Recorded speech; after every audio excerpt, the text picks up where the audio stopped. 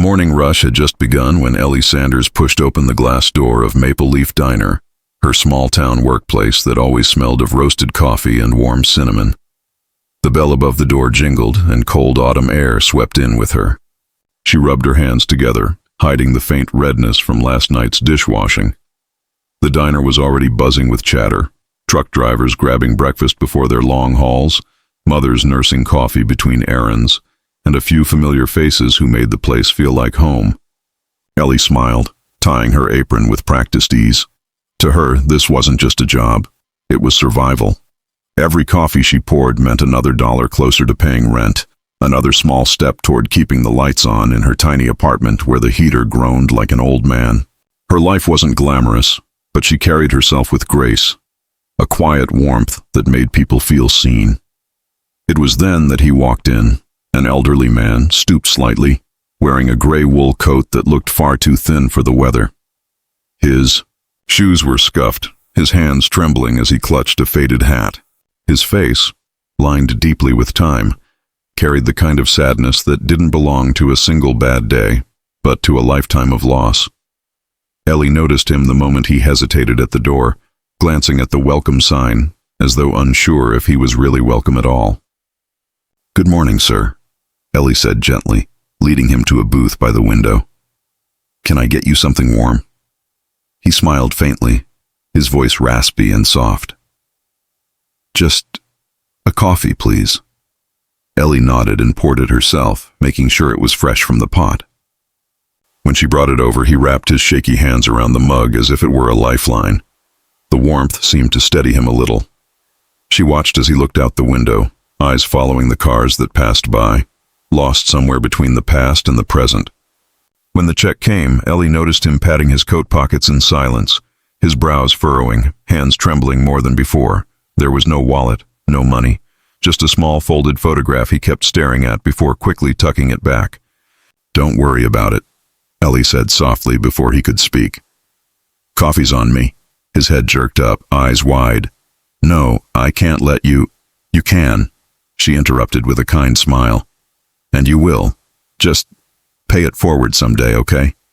For a moment, the man said nothing. Then his eyes glistened with something that wasn't just gratitude. It was disbelief. Like no one had treated him with simple kindness in a long, long time. He nodded slowly, whispering, "You remind me of someone I once knew." Ellie didn't know what that meant, but she smiled anyway and went back to refill another cup of coffee. When she turned around again, the booth was empty. The old man was gone. On the table sat a small napkin, folded neatly in half. Inside it, written in shaky handwriting, were just 4 words. "Thank you, kind soul." Ellie tucked the napkin in her apron pocket, thinking little of it. To her, it was just another act of decency in a world that often forgot what kindness felt like. But to the old man walking slowly down the street that morning, it was everything. Because behind those weary eyes and tattered clothes hid William Harlow, one of the richest men in the state, and he hadn't come to the diner by accident. Ellie Sanders was 27 years old, though her eyes carried the weariness of someone twice that. Each morning, before the sun cracked the horizon, she'd slip out of her tiny apartment in the old Willow Street building, a creaky place, where the walls whispered and the radiators coughed louder than the tenants. She lived there with her 8-year-old brother Jamie, a boy with a heart too big and lungs too weak. Asthma had chased him since birth, and the medical bills never stopped arriving. Their parents had been gone for years now. A car accident, on a rainy night that took everything but responsibility from Ellie. She became mother, sister, nurse, and provider all in one. The only thing she had left from that past life was a faded photo stuck to the fridge, her parents smiling, her mother holding her hand, her father wearing the same tired joy she carried now. The diner was her anchor. The pay wasn't much, but it kept them afloat. She'd learned to stretch every dollar, to turn leftovers into meals, and to pretend the cold didn't bite as hard when the heater broke again. Still, every morning, she walked into Maple Leaf Diner with a smile. She'd greet the regulars by name, memorize their orders, and find small ways to make people feel special. A refilled cup before they asked, a napkin folded into a heart for the kids, a warm word for those who looked tired. People often said she had light in her, a gentle radiance that didn't fit the brokenness of her life. But Ellie never did it for attention. Kindness to her wasn't charity, it was survival. That morning, after the old man left, she caught herself thinking about him. Something about his eyes, lonely yet dignified, lingered. She imagined him walking the streets, searching for something he'd lost. Maybe a home, maybe a person, maybe just meaning. She brushed off the thought when Nora, the older cook, called from the kitchen. "Ellie, order up! Table 5's getting restless." "Coming," Ellie called back, grabbing the plates with practiced balance. By noon, her hands ached. Her feet screamed, and the air smelled like fried bacon and burnt toast. But when the lunchtime rush ended, she finally got a moment to breathe.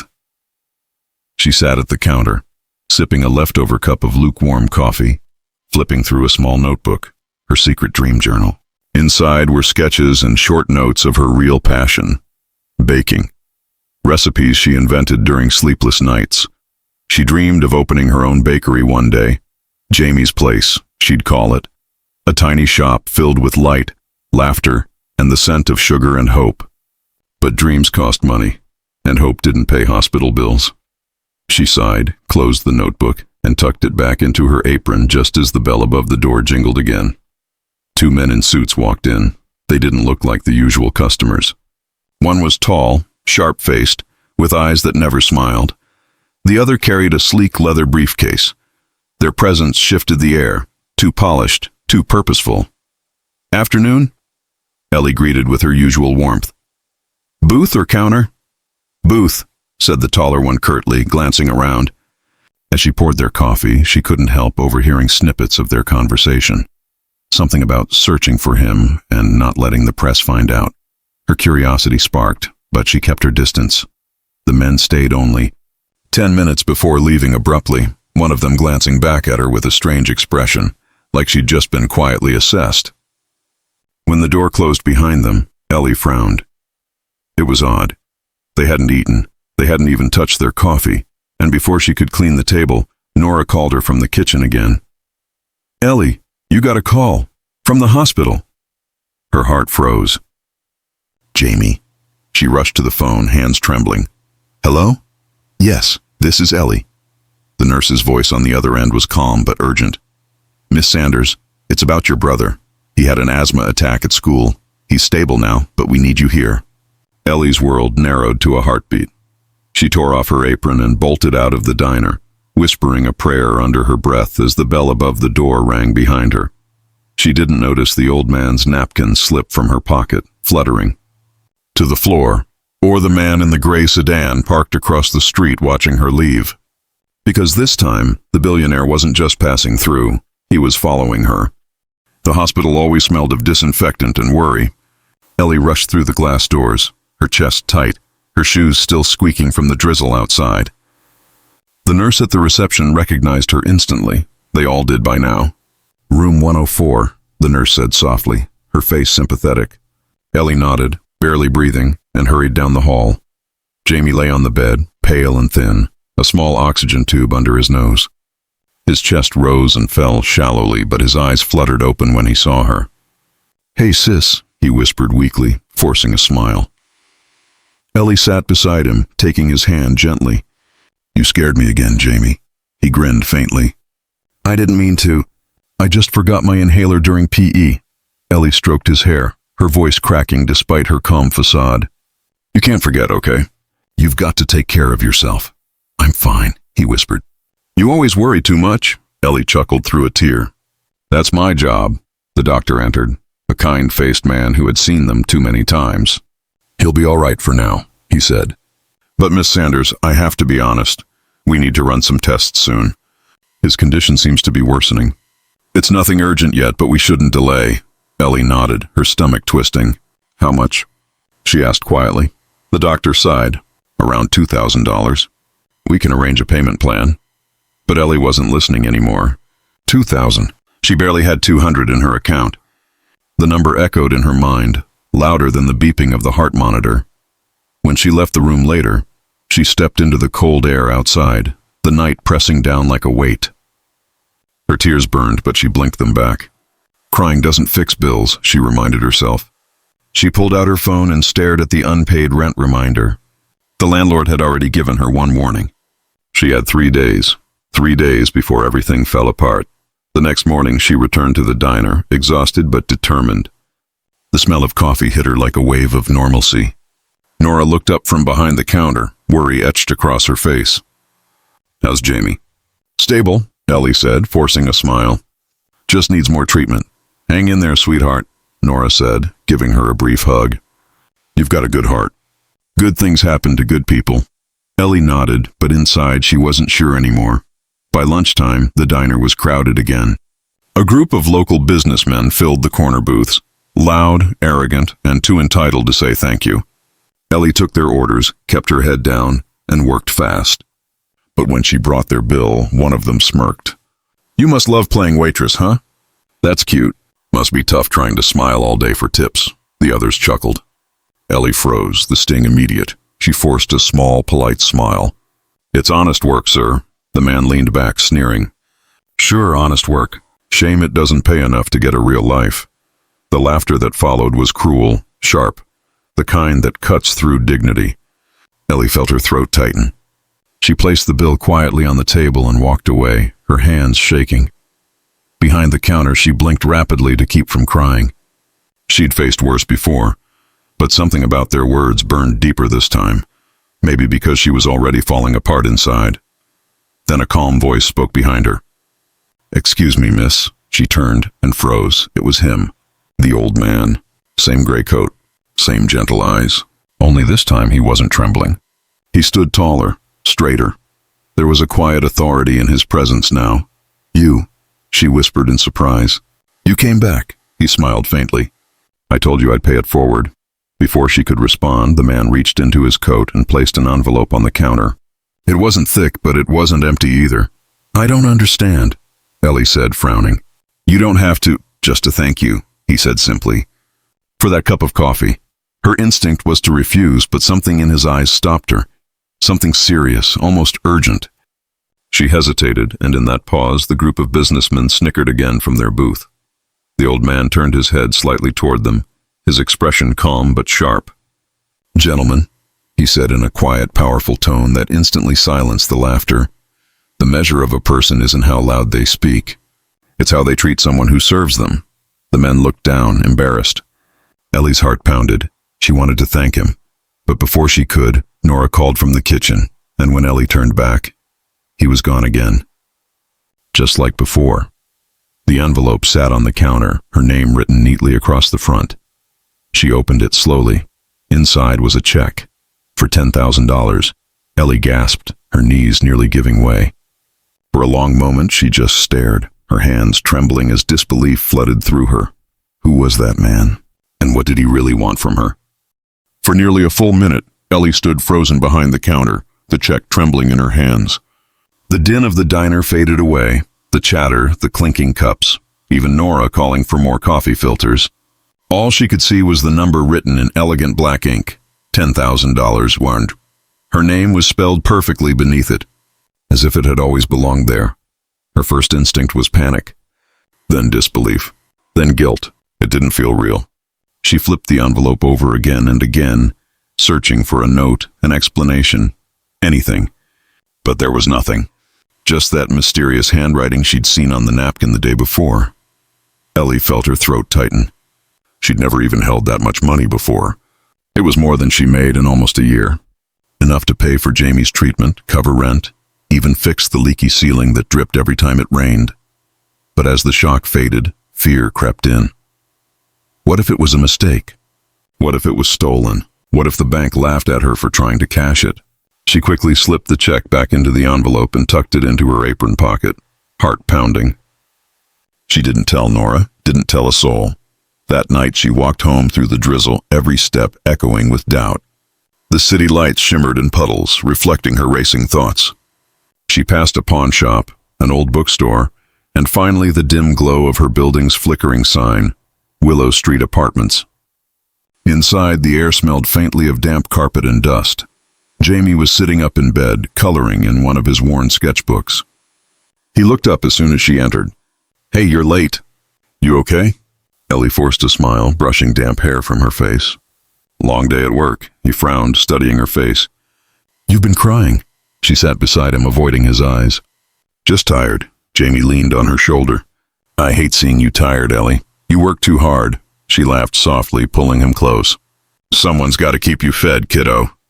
But later that night, when Jamie was asleep, Ellie sat at the small kitchen table, staring at the envelope again. The rain tapped against the window like a ticking clock. What if this was fate? What if it was the break she'd been praying for? Her mother used to say, kindness never returns empty-handed. Maybe this was that moment. The next morning, she went to the bank. Small, quiet, with faded carpet and a smell of old paper. She felt out of place the moment she stepped in. The teller, a middle-aged woman with sharp glasses, took the check and examined it carefully. Her eyes widened slightly. Miss Sanders, please wait a moment. Ellie's heart sank. Is something wrong? The teller didn't answer. She disappeared into a back office where Ellie could see two men in suits through the glass, speaking quietly. One of them picked up a phone. Her palms grew clammy. Oh no, maybe it was fake. Maybe she'd made a fool of herself, but just as she was about to grab the check and run, the office door opened. Miss Sanders? The taller man gestured politely. Could we speak privately for a moment? Her pulse raced as she followed him into the office. The door clicked shut behind her. The man smiled faintly, extending his hand. My name's Daniel Cooper. I'm the personal assistant to Mr. William Harlow. Ellie blinked. Mr. Who? He studied her reaction carefully. The man who issued that check. The old man from the diner? She whispered, stunned. Daniel nodded. Mr. Harlow asked me to find you. He'd like to meet with you again, personally. Ellie frowned, uncertainty clouding her face. Why? I don't understand. I just bought him coffee. Daniel's voice softened. Sometimes one small act of kindness reaches someone at exactly the right moment. Mr. Harlow wishes to thank you properly, and perhaps offer you something more. Ellie hesitated. Something more? He smiled. A job, maybe. A chance. But he'd prefer to tell you himself. Her instincts screamed caution. People didn't just hand out $10,000, not without a reason.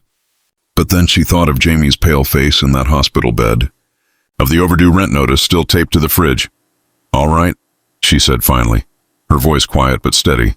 I'll meet him. Daniel nodded. Excellent. A car will pick you up tomorrow morning at 9. As she stepped out into the sunlight, her reflection stared back from the glass doors. A waitress suddenly caught in a story far bigger than her life had ever allowed.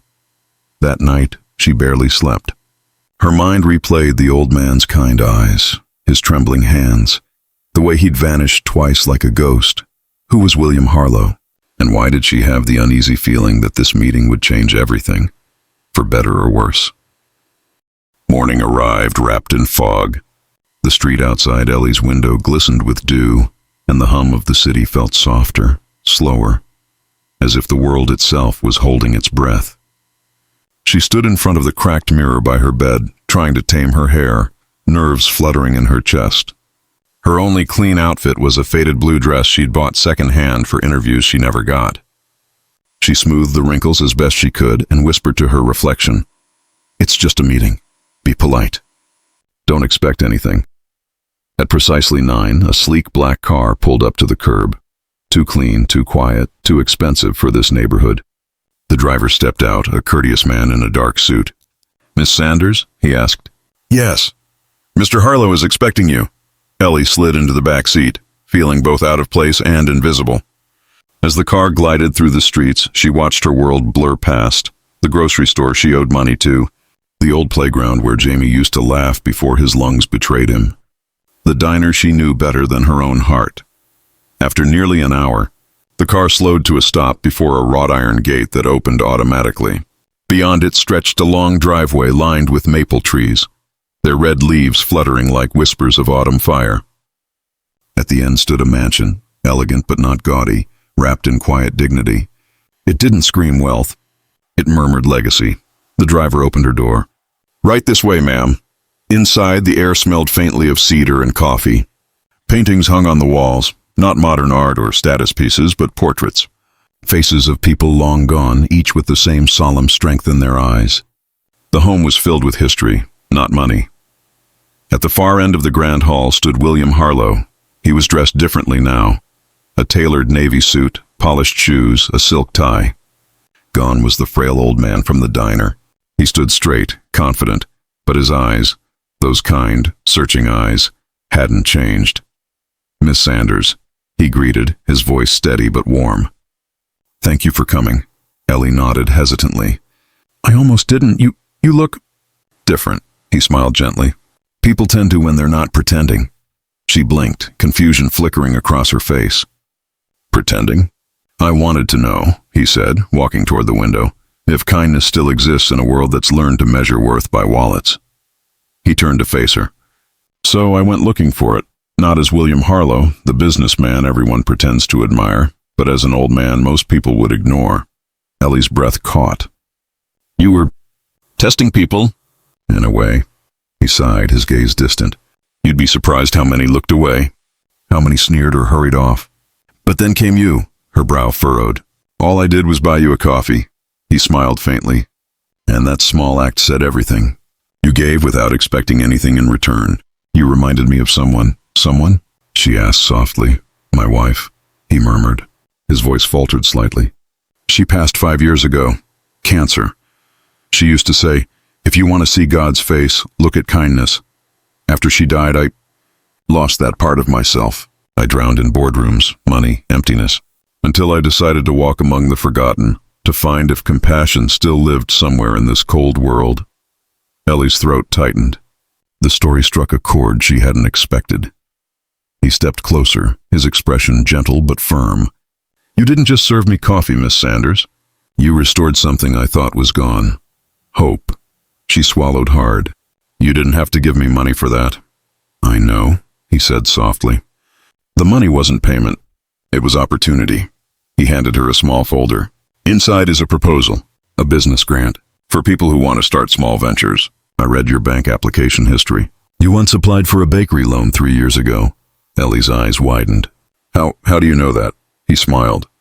"I have a way of finding people who deserve a hand up, not a handout." Her hands shook slightly as she opened the folder. Inside was a neatly typed document titled, "Jamie's Place, Artisan Bakery Investment Agreement." Her name was printed at the top. Her heart pounded. "You're offering to fund my bakery?" "Yes," he said simply. "Completely. No strings. You'd be the owner. I'd just be your silent investor. I want to help people like you. People who remind the world what decency looks like." Ellie's eyes filled with tears, her voice barely a whisper. "Mr. Harlow, I don't know what to say." "Say yes," he said kindly. "And promise me you'll keep being who you are." She took a trembling breath. Everything in her screamed yes, but a small voice inside hesitated. Things that seem too good to be true often are. As if sensing her uncertainty, Harlow smiled softly. "Don't rush, Miss Sanders. Take your time. I only ask one thing." "What's that?" she asked quietly. "Don't lose faith in people, not even when life tries to take it from you." She nodded slowly, emotion burning in her chest. But as she turned to leave, Daniel, the assistant, approached and whispered something into Harlow's ear. The billionaire's calm face darkened ever so slightly. "Is something wrong?" Ellie asked, concerned. Harlow hesitated before replying. "Perhaps not, but there are those who don't approve of what I'm doing, and they may try to make things difficult for you." Ellie frowned. "For me? Why?" "Because kindness," he said quietly, "is a threat to those who profit from cruelty." A chill rippled through her. For the first time, she saw shadows behind the warmth in his eyes. As she left the mansion, the words echoed in her mind. Kindness, cruelty, power, and for the first time, Ellie wondered if her act of compassion had pulled her into something far bigger and far more dangerous than she ever imagined. The following week felt like a dream, one Ellie didn't quite trust herself to believe in. Every morning she woke to the scent of coffee, but it wasn't the diner's burnt brew anymore. It was the smell of fresh hope, of possibilities taking shape. Mr. Harlow's assistant, Daniel, had helped her file papers, register the business, and scout a small space on Oak Street, a cozy corner location with big windows and enough sunlight to make any baker's heart sing. She stood there one afternoon, key in hand, staring at the empty shop that would soon bear the name Jamie's Place. It still felt unreal. "We're really doing it, Jamie," she whispered, holding her brother's small hand. His eyes were wide with wonder as he looked around at the bare counters and echoing walls. "Can I help decorate?" he asked eagerly. Ellie smiled, ruffling his hair. "You're my partner, remember? You get to make all the big decisions." He laughed, his joy contagious, and for a moment it felt like all the heaviness of the past had lifted. But life has a way of testing joy the moment you start believing in it. 3 days later, as she arrived at the diner to give her 2-week notice, she found Nora standing by the counter, her face pale. "Ellie, you should go home," Nora whispered. "There were men here earlier. They were asking about you." Ellie froze. "Men?" "2 of them, same suits as those who came before. They weren't friendly this time. Said something about Mr. Harlow's new charity case." Ellie's blood ran cold. She tried to brush it off, but her hands trembled as she poured a cup of coffee. Her mind flashed back to what Harlow had said. "There are those who don't approve of what I'm doing." That evening, she decided to confront it head-on. She called Daniel's number. "This is Ellie Sanders," she said when he answered. "2 men came to the diner today. They knew about me." "What's going on?" There was a pause, and Daniel's tone changed, quieter, cautious. "Miss Sanders, I assure you, you're safe. But Mr. Harlow's decision to get personally involved in your case has upset some of his partners. They think he's being taken advantage of." "Taken advantage of?" Ellie repeated, hurt flaring in her chest. "I didn't ask him for anything." "I know," Daniel said quickly. "He knows too, but they don't see the world the way he does. Just be careful, all right? Don't talk to anyone about the money. And if anyone comes to you again, call me first." That night, Ellie couldn't sleep. Every creak in the hallway made her jump. She sat by Jamie's bed, watching his small chest rise and fall as he slept peacefully. For him, she'd walk through fire if she had to. The next morning, she went to meet Harlow again, this time unannounced. When the butler opened the door, confusion flickered across his face, but he let her in. She found Harlow sitting in his library, papers spread across his desk. "Miss Sanders," he greeted warmly, though his eyes looked tired. "You didn't call?" "I needed to see you," she said, clutching her hands together. "People came looking for me." "Your men said I was a charity case. What does that mean?" Harlow's expression darkened. He gestured for her to sit. "It means," he said slowly, "that there are men in my company, powerful men, who don't like that I've started giving instead of taking. They see generosity as weakness. You've become symbolic." "Symbolic?"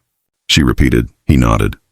"They think you're proof that I've lost my edge, that I'm wasting money on sentiment, and they'd rather see this project fail, not just your bakery, but everything I'm building through kindness." Ellie's pulse quickened. "So what happens if I go through with it?" Harlow's eyes softened, but his tone was firm. "Then you stand with me. And standing with me, Miss Sanders, means standing against men who have never known kindness, only greed." She sat in silence for a moment, the weight of his words settling in. Then she lifted her chin. "Then I'll stand." A slow smile crept across his face. "You remind me of her," he said quietly. "My wife." "She had your courage." For the first time in years, the old man's eyes glistened. Ellie felt a strange protectiveness rise within her. He wasn't just a billionaire. He was a lonely soul fighting his own battles against a cruel world. But that night, when Ellie returned home, she found her front door slightly ajar. Her heart stopped. She pushed it open slowly. The apartment was dark, silent, too silent. She reached for the light switch. The room was in disarray. Drawers pulled out, papers scattered. The envelope that once held Harlow's check lay crumpled on the floor, and on the kitchen table, written in thick black marker across one of Jamie's sketchbooks, were 5 words. "Walk away, waitress." "Last warning?" Ellie's blood ran cold. She clutched the notebook to her chest, eyes darting to Jamie's room, but he was safe, sleeping soundly, unaware of the danger creeping into their lives. Tears welled in her eyes as she whispered to herself, "What have I gotten us into?" And far away in his grand mansion, William Harlow stood by his window, looking out into the night. He already knew the storm that was coming, because kindness, true kindness, always threatens the corrupt. Ellie didn't sleep that night. She sat by Jamie's bedside, her arms wrapped tightly around her knees, the warning still burning in her mind. "Walk away, waitress." Last warning. Every sound outside made her flinch. Every car passing by made her think someone was watching. But as the dark hours dragged on, fear slowly turned into something else. Resolve. She had been underestimated her entire life. By landlords, by customers, by the world itself. But now someone was threatening her little brother. That crossed a line she would never let stand. By morning, she was ready. She packed Jamie's school bag and kissed his forehead. "Go to Aunt Marie's for a few days, okay? Just till things calm down." He frowned sleepily. "Are you in trouble?" She forced a smile. "No, sweetheart. I'm just fixing something." As soon as he left, Ellie took a deep breath and called Harlow. His voice was tense, as if he'd been expecting her call. "Miss Sanders," he said, his tone low and serious. "You found a message, didn't you?" "Yes," she said softly. "Someone broke into my apartment. They know about the bakery. They want me to back off." Silence lingered on the line. Then he said, "I warned you there are men who'd rather destroy than see others rise. But I didn't think they'd stoop this low." "Then stop them," Ellie pleaded. "This isn't just about me anymore. They scared my brother." "I will," Harlow said. "Come to the mansion tonight. We'll end this together." That evening, the city was soaked in rain, streets glistening like black glass. Ellie's heart pounded as she approached the mansion once more. The gates opened automatically as if expecting her. But when she stepped out of the car, something felt off. The lights inside were dimmer than usual. The air was heavy, like the calm before a thunderclap. Daniel met her at the door, his expression unreadable. "Mr. Harlow is waiting in the study." As she walked through the long hall, the portraits on the walls seemed to watch her. Faces of Harlow's ancestors, stoic and judging. When she entered the study, she found Harlow seated behind his desk, his hands clasped. "Ellie," he said softly, gesturing to the chair across from him. "Sit." She did, her nerves taut. "What's going on?" Harlow looked older tonight, as though the weight of his empire had settled back onto his shoulders. "My partners," he began, "gave me an ultimatum today. Either I withdraw all my independent charitable projects, including your bakery, or they'll move to remove me from my own company." "They control the board now." Ellie's heart sank. "You'd lose everything?" He smiled faintly. "Not everything. Just the money, the power, the meaningless part." He leaned forward, his eyes filled with quiet fire. "They can take my title, but not my purpose. And they will never take yours." She shook her head. "I can't let you do this for me." "You didn't let me do anything," he said firmly. "You reminded me why I started. I built my empire on numbers and deals. You reminded me that people are what matter." Before Ellie could respond, the door burst open. Daniel entered, his face tight. "Sir, they're here." Harlow rose calmly. "Let them in." 3 men entered the study, suits drenched from the rain, expressions cold and smug. The one in front, gray-haired and broad-shouldered, sneered the moment he saw Ellie. "So this is your little project? The waitress?" "Be careful how you speak," Harlow said evenly. "That waitress has more decency in her heart than you'll ever find in your fortune." The man scoffed. "You're throwing away 50 years of legacy over a sob story." "Legacy?" Harlow's voice hardened. "A legacy built on greed isn't worth saving." The man stepped closer, eyes narrowing. "Sign the withdrawal letter, Harlow. End this charity nonsense. Walk away quietly, and maybe we'll leave your reputation intact." Harlow didn't move. "No." The word hung in the air like thunder. The man's smirk faded. "You're making a mistake." "Kindness isn't a mistake," Harlow said, his tone rising. "It's the only thing that outlives us." The room went silent. Rain lashed against the windows. Ellie stood frozen as Harlow stepped forward, unafraid. He was old, frail even, but his presence filled the room. "You want to destroy what I'm building because it threatens your power," he said quietly. "But someday when you're gone, no one will remember your profits. They'll remember the lives you broke. And that's a debt no money will pay." The men glared at him, but when he didn't back down, they turned sharply and left, slamming the door behind them. Harlow sank back into his chair, his breathing shallow. Ellie rushed to his side. "Mr. Harlow," he waved her off gently. "I'm all right, just tired." "Why do this for me?" she asked softly, tears in her eyes. "Why risk everything for someone you barely know?" He looked at her, his eyes kind but glassy with exhaustion. "Because when you bought that coffee, Ellie, you didn't just show me kindness. You showed me who I used to be." Her tears spilled freely. "You didn't have to repay me." He smiled faintly. "I didn't. I just passed it forward. Then, almost in a whisper, he said, "Promise me you'll keep the bakery, even if I'm not around." Her heart stopped. "Don't talk like that." But he only smiled, eyes softening, his hand squeezing hers gently. "Keep it alive, Ellie. Keep hope alive." That night, William Harlow passed peacefully in his sleep, the world losing a man it never truly understood. A month later, Jamie's place opened its doors. The air smelled of vanilla and fresh bread. On the wall hung a framed napkin, the same one that once said, "Thank you, kind soul." Beneath it was a small brass plaque that read, "In memory of William Harlow, who believed kindness could change the world." Ellie stood behind the counter in her flour-dusted apron as customers filled the shop.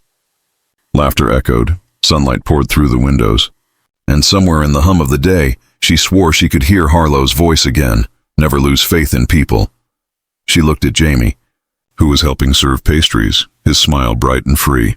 For the first time in years, everything felt right.